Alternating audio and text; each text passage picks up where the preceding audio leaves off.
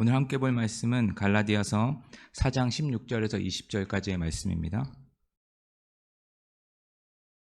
갈라디아서 4장 16절에서 20절까지의 말씀입니다. 제가 봉독해 드리도록 하겠습니다. 그런즉 내가 너희에게 참된 말을 함으로 원수가 되었느냐? 그들이 너희에게 대하여 열심 내는 것은 좋은 뜻이 아니요 오직 너희를 이간시켜 너희로 그들에게 대하여 열심을 내게 하려 함이라. 좋은 일에 대하여 열심으로 사모함을 받은 내가 너희를 대하였을 뿐 아니라 언제든지 좋으니라. 나의 자녀들아, 너희 속에 그리스도의 형상을 이루기까지 다시 너희를 위하여 해산하는 수고를 하노니 내가 이제라도 너희와 함께 있어 내 언성을 높이려 함은 너희에 대하여 의욕이 있음이라. 아멘. 지난주 금요일에 저희들이 함께 본 말씀 기억하시는지 모르겠습니다. 저희 갈라디아서 4장 12절에서 15절까지의 말씀을 함께 보았는데요. 원래는 12절부터 20절까지가 한 단락이라고 말씀드렸었습니다. 내용이 길어서 두 부분으로 나눠서 제가 말씀드린다고 했는데요. 오늘은 그래서 16절부터 20절까지의 말씀을 함께 보았으면 좋겠습니다. 12절에서 20절까지의 말씀의 주제가 제가 있다고 그랬었거든요. 혹시 기억하시는지 모르겠지만 제가 한번 말씀드리도록 하겠습니다. 주제는 바울이 갈라디아 교인들에게 하고 있는 말, 나와 같이 되기를 원하노라, 이것이 주제라고 말씀드렸었습니다.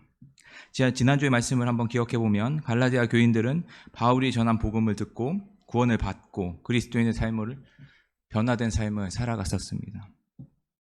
바울은 예수님에 따라 자신을 낮추고 오래 참았던 것, 그것을 그들에게 드러냈었고 그들 또한 바울에게, 많은 자들에게 그런 변화를 보여주었습니다. 그리스도인으로 살아갔다는 것, 그것을 우리들은 보았습니다. 그래서 갈라디아 교인들이 바울에게 그의 질병에 걸렸음에도 불구하고 그를 보호하고 그의 삶 속에서 예수님이 누구신지 드러내고 살았던 것, 그것을 보았습니다. 그것의 중심에, 그들의 중심에 있었던 것, 그것이 바로 복음이었다고 말씀드렸었습니다. 하지만 지금 갈라디아 교인들은 다른 복음을 따르고 있습니다. 그래서 바울은 그들이 다시 예수님께 돌아오기 위해서 이 말을 하고 있습니다. 다시 복음으로 돌아오도록 그들을 이성적으로 설득하고 감정적으로 화를 내면서까지 그들이 돌아오기를 바란다고 하는 모습을 우리들은 보았습니다. 우리도 이렇게 바뀌는 일, 복음에서 떠났다가 다시 돌아오는 일, 그런 것이 너무나도 힘든 것 우리들은 잘 알고 있습니다. 복음을 듣고 구원을 받고 거듭난 삶을, 그 삶의 모습을 계속 유지하는 것, 모두 다 아시겠지만 상당히 어렵습니다. 왜냐하면 우리가 구원을 받은 그리스도인으로 살아가야 하는데 우리들의 죄된 본성, 그것을 따라서 우리들이 살아가기 때문이죠. 그렇게 살아가지 않고, 우리들의 본성에 따라 살아가지 않고 은혜로 살아가는 것, 복음으로 말미암아 살아가는 것, 그리스도인으로 살아가는 것, 그것이 가능하려면 우리 안에 성령님께서 계속 말씀을 깨닫게 하고 예수님이 기억나게 해 주셔야 합니다. 그래서 우리들은 성령님의 음성에 귀 기울이고 내 본성을 죽여가면서 살아가야 합니다. 그건 쉽지가 않죠. 그래서 성경은 계속해서 우리에게 경건에 대해서 이야기합니다. 우리들이 그렇게 살아가려면 말씀을 보아야 하고 기도해야 하고 말씀을 들어야 한다는 것을 계속 이야기하고 있습니다. 많은 믿음의 선진들, 성경에 나오고 그리고 우리가 알고 있는 많은 선배들 또한 그렇게 살아갔습니다. 그렇게 살아가야만 그나마 우리들이 참된 그리스도인으로 살아갈 수 있다는 것, 계속 성경은 우리에게 말해주고 있습니다. 갈라디아 교인들은 지금 현실적인 문제에 부딪혀 있었습니다. 바울과 함께 있을 때, 그때는 성령 열매를 맺으면서 계속 살아갔는데 바울이 떠나가고 없는 동안에 그들의 상황이 많이 변했던 것, 우리들은 볼 수 있습니다. 그래서 그것을 보면서 바울은 16절에 이야기하고 있습니다. 내가 너희에게 참된 말을 함으로 원수가 되었느냐. 12절 말씀에서 바울이 이 갈라디아 교인들에게 어떻게 이야기했었냐면 형제들아라는 이야기를 했었습니다. 그리고 지금 16절에 보면 원수라고 이야기하고 있죠. 이 둘 간에는 상당한 격차가 있습니다. 바울이 그들과 함께 있건 없건 동일하게 바울과 갈라디아 교인들은 같은 존재, 같은 사람이고 같은 관계에 있었습니다. 그럼에도 불구하고 지금 이들은 형제와 원수로 나눠져 있는 것, 우리들은 볼 수가 있습니다. 바울은 지금까지 갈라디아 교인들에게 어떤 일을 했길래 이런 일이 일어났죠? 그냥 복음을 전했을 뿐입니다. 복음대로 살아가라고 말했을 뿐입니다. 처음에 와서 그들에게 예수 그리스도를 믿음으로 말미암아 전해지는 구원, 받는 구원, 그것을 이야기했습니다. 이 편지는 갈라디아 교인들에게 쓰고 있는데 이 내용 또한 동일합니다. 바울은 변한 적이 없죠. 동일한 이야기를 하고 있는데도 불구하고 갈라디아 교인들이 바울을 대하는 태도가 많이 바뀌어 있는 것입니다. 눈까지 빼줄 정도로 사랑했던 그 존재가 이렇게 원수로 변화된 것이죠. 도대체 무슨 일이 있었길래 이렇게 되어진 것입니까? 눈이 멀어지면 마음이 멀어진다는 그런 의미인가요? 바울은 그들을 떠난 것, 그것 때문에 그렇습니까? 아니면 그들이 복음보다 더 좋은 것이 생겨서 그것을 따라갔습니까? 그 이유를 17절에 바울은 언급하고 있습니다. 갈라디아 교인들이 바울에게서 멀어진 것, 그것은 새로운 소식, 다른 복음을 들었기 때문입니다. 바울이 없는 동안 갈라디아 교인들을 찾아온 사람들이 있었죠. 율법주의자들. 그들은 갈라디아 교인들과 바울 사이를 이간질했습니다. 앞에서 바울이 지적했던 것처럼 사람의 이성적인 판단, 그리고 당시 문화 속에서 살아가던 갈라디아 교인들이 듣고 넘어갈 만한 이야기를 해주기 시작한 것이죠. 율법을 통해서 구원을 받는다는 이야기입니다. 그리고 바울의 험담도 같이 했습니다.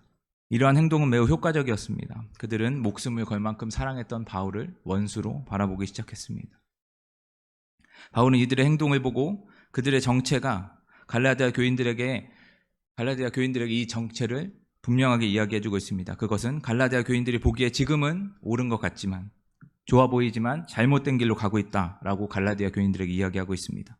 우리들도 이럴 때가 있습니다. 말씀을 듣고 은혜를 받고 주일날 다짐을 합니다. 내가 은혜 받은 대로 살아가야지. 주변에 있는 사람들을 사랑하며 살아가야지. 동생도 그만 괴롭히고, 남편도 용서하고, 아내도 용서하고, 자녀들에게 사랑을 베풀고 사랑하며 살아야지. 이렇게 직장에서도, 우리가 있는 곳에서도 열심히 살아가야지, 이렇게 다짐을 합니다. 그런데 자고 일어나면 무슨 일이 일어났는지 모르겠지만 월요일 아침만 되면 갑자기 내가 변화되기 시작합니다. 아침부터 짜증이 일어나죠. 아침은 왜 이렇게 빨리 오지? 차는 왜 이렇게 막히지? 잠깐 누웠다 일어났는데 금방 아침이 오는 것 같고, 일은 많은데 자녀들은 말을 안 듣고, 아내나 남편은 내 마음을 몰라주는 것 같은 이런 상황, 나를 지치게 하는 상황들 막 오지 않습니까? 주일만 그냥 자고 일어났을 뿐인데 말입니다. 제 얘기는 아닙니다. 오해하지 않으시고. 주일 예배 때 받은 은혜는 도대체 어딜 갔죠? 그 다짐들, 하나님 앞에서 사랑을 베풀며 살아가야 되겠다는 그 다짐들이 도대체 어디를 간 겁니까?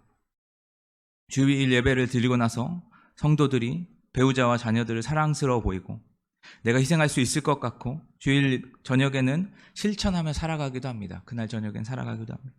그런데 주일 밤과 월요일 새벽에 도대체 무슨 일이 있는지 우리들은 변해갑니다. 무엇이 잘못된 건가요? 장소가 바뀌어서 그렇습니까? 교회에 없어서 그런가요? 사람 때문입니까? 아내가 갑자기 바뀌었습니까? 자녀들이 바뀌었나요? 교회에서, 가정에서 내가 사랑하는 사람들이 거기에만 있어서 그럽니까? 뭐가 문제죠? 지금 갈라디아 교인들에도 비슷한 문제가 일어나고 있는 것입니다. 바울과 함께 있어서, 바울과 함께 있지 않아서 그러는 것이 아닙니다. 바울이 떠나갔다고 이런 일이 일어난 게 아닙니다. 원수라는 단어는 갈라디아 교인들의 말이 아니라 바울의 말입니다. 바울이 왜 그렇게 자신이 사랑했던 그들을 원수같이 여긴다고 바라보고 있습니까? 우리 안에 그 은혜, 하나님께 받았던 그 은혜의 크기가 작아졌기 때문입니다. 주일 예배 드리고 말씀을 듣고 그 말씀을 통해서 성령님께서 내 마음을 움직여 주시고 그 음성에 귀 기울이고 그대로 살아갔을 때 우리 안에 기쁨이 넘치고 충만했던 것이 어느 순간 사라지기 시작합니다. 그럼 어떻게 해야 되죠? 목사님을 원망해야 됩니까? 목사님이 조금 더 말씀을 세게 해주셨으면 제가 월요일까지는 버틸 수 있었을 텐데, 이런 것입니까? 그런 것이 아닙니다. 우리가 계속 그 말씀을 기억하고 그 말씀이 계속 생각날 수 있도록 그 말씀을 붙들고 기도하고 말씀대로 살아갈 수 있도록 하나님께 간구하고 성령님께서 매일매일 새로운 은혜를 주시도록 우리들은 간구하며 살아가야 합니다. 그렇지 않으면 우리들이 세상 속에서 계속해서 들려지는 세상의 소리들, 거기에 노출되어 있는 우리들이 그 순간순간 속에서 나를 이끌어갔던 그 은혜가 어느 순간 세상의 소리보다 작아지고 세상 속에 있을 때 우리들의 복음이 우리들에게 아무런 영향력이 없는 것 같이 살아갈 수밖에 없습니다. 바울은 갈라디아 교인들이 원수같이 되어진 것이 바로 이 이유 때문이라고 이야기하고 있습니다. 그들이 들었던 복음이 작아지는 것, 세상의 다른 소식들, 내가 이성적으로 바라보고 옳다고 생각하는 것들이 복음보다 커지는 그것 때문이라고 이야기하고 있습니다.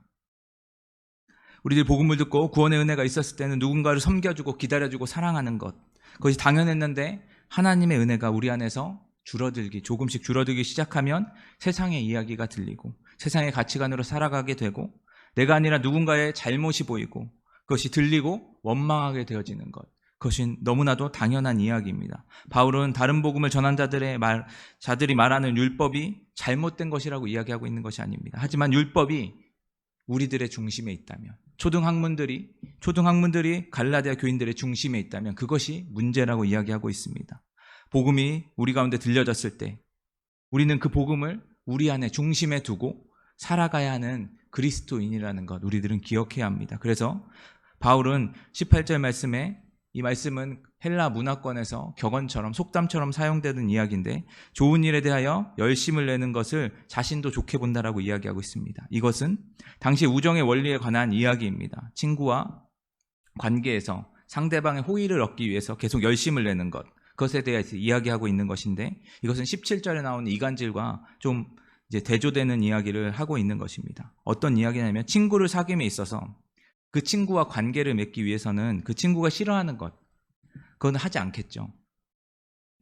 그리고 그 관계를 유지하려면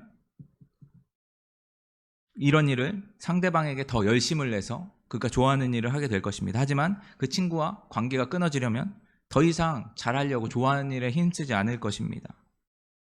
그러면 친구와 관계가 무너질 것이고 신뢰가 사라질 것입니다.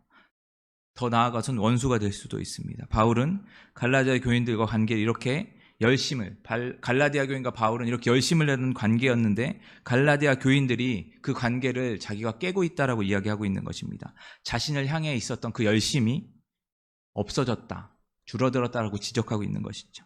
그리고 그들에게 자신이 했던 일들을 이야기합니다. 갈라디아 교인들에게 좋게 했던 일들, 그들에게 좋았던 일들, 그 열심을 내었던 것이 다름이 아니라 19절의 말씀처럼 그들이 구원을 받은 자가 되기 위해서, 죄악의 사슬에서 벗어난 그리스도인이 되기 위해서, 하나님의 형상으로 지음받은 바 그것을 회복하기 위해서 해산의 고통을 감수하면서까지 오래 참고 그들을 사랑했던 것, 자신의 열심, 그것을 열변을 토하면서 이야기를 하고 있습니다. 그리고 20절 말씀에서 이렇게 내가 한 것은 너희가 알고 있을 텐데 너희가 나를 떠나 다른 복음을 따라가는, 그들 전하는 자들을 따라가고 열심을 내는 것이 정말 그것이 옳은 것이냐? 라고 언성을 높이면서 이야기하고 있다라고 이야기하고 있습니다. 바울은 지금 생전 처음 보는 사람한테 이야기하고 있는 것이 아니라 자기와 형제와 같았던, 한 몸 되었던 그 갈라디아 교인들을 향해서 이야기하고 있습니다. 형제와 같이 서로 목숨을 내어주고 서로를 위해 오래 참고 사랑했던 그 사람들, 예수님께서 이 땅 가운데 교회를 세우시고 그곳에 공동체로 모이게 하신 이유, 그대로 살아갔던 사람들, 구원을 받은 그리스도인들을 향해 외치고 있는 것입니다. 그 감격을 경험했고 그 은혜를 경험했고 성령의 열매를 나누던 너희들, 내가 너희에게 했던 일이 눈앞에 너무 선명하게 남아있고 너희들이 나에게 했던 사랑이 너무나도 분명한데 어째서 너희는 형제와 같던 나를 떠나갔는가, 나를 외면하는가 라면서 울분을 토하면서 이야기하고 있는 것입니다. 사랑하는 여러분, 우리가 경험했던 복음, 그것은 도대체 어떤 것입니까? 주일에 들었던 설교, 말씀이 다음날 아침에 사라지는 그런 복음인가요? 아니면 복음이 나를 변화시켜서 예수님을 구주로 영접하고 그대로 살아가고 서로 중보하고 각자 지체들을 위해서 중보하고 사랑하고 오래 참고, 그것이 과거의 기억으로 멈춰져 있는 복음입니까? 아니면 매 순간 지금도 살아있어서 내 안에 복음이 살아있어서 내 안에 성령님께서 나를 구원받은 자로 여기시고 나 또한 그렇게 살아가며 예수님을 닮아 살아가고 있는 그 복음입니까? 지금 이 순간에도 내 안에 복음이 살아있지 않다면, 성령님께서 주신 은혜가 경험되어지지 않다면, 충만하지 않다면 우리들은 지금 바울이 지적하는 갈라디아 교인들과 다를 바가 없는 자입니다. 그럼에도 불구하고 바울은, 그리고 예수 그리스도께서는 우리들을 바라볼 때 다시 돌아오길, 복음으로 돌아올 것을 믿음으로 우리들을 사랑하는 자라고, 형제라고 이야기하고 있습니다. 주변에 바울 같은 사람이 없다면 여러분들이 그런 사람이 되어지기를 간절히 소망합니다. 믿지 않는 자들, 예수님의 그리스도의 복음을 믿을 때까지, 구원을 얻기까지 해산의 고통을 참아주는 우리들이 되어지기를 간절히 소망합니다. 함께 있는 교회의 지체들, 각자 속해 있는 공동체에서 복음이 중심에 있는 자와 같이 성령의 은혜가 충만함으로 살아가기를 간절히 소망합니다. 교회가 어느 순간 이런 말을 참 많이 합니다. 사람을 보지 말고 예수님만 봐라. 네, 옳은 말입니다. 저도 동의하는 말입니다. 그런데 이 말을 들을 때 저는 마음이 한편에 안타깝고 슬픈 마음이 듭니다. 왜냐하면 저도 잘나는 것이 없고 저도 그렇게 살아가지 못하지만 우리가 구원받은 자라면 하나님의 형상으로 지음받은 것을 회복하며 살아가는 자들입니다. 그렇다면 많은 사람들이 우리를 볼 때 예수님이 생각나야 합니다. 예수님의 사랑이 생각나야 하고 오래 참는 것이 생각나야 합니다. 그렇지 않다면 우리들이 어떻게 살아가고 있는지 우리의 삶을 한번 돌아보길 간절히 소망합니다. 그래서 우리들을 바라보면서 믿지 않는 자들이 하나님을 믿게 되고 예수님을 믿게 되는 은혜가 있기를 간절히 소망합니다. 이제 우리가 예수님만 바라고 이야기하는 자들이 아니라 바울과 같이 나와 같이 되기를 원하노라 이야기하는 자들, 나를 보고 예수님을 믿으라고, 하나님의 구원을 얻으라고 이야기하는 우리 모두가 되어지기를 진심으로 소망합니다. 오늘 말씀을 생각하면서 함께 기도했으면 좋겠습니다. 하나님께서 우리들을 하나님의 형상으로 지어주셨습니다. 우리가 말씀으로 살아가기 너무나도 힘이 들지만 성경에서 말하는 것처럼, 우리의 선진들이 이야기했던 것처럼, 살아갔던 것처럼 우리들이 믿음을 잃고 복음의 능력을 잃어갈 때 더욱더 예수님의 말씀을 붙들고 우리들 말씀으로 통하여서 우리가 회복되어지고 그 회복된 예수님의 하나님의 형상대로 살아가고 그것을 전할 수 있는, 보여줄 수 있는 우리가 되게 해달라고 함께 기도해 주시고 각자 가지고 나오신 기도의 제목을 가지고 함께 기도하며 나아가도록 하겠습니다. 기도하시겠습니다.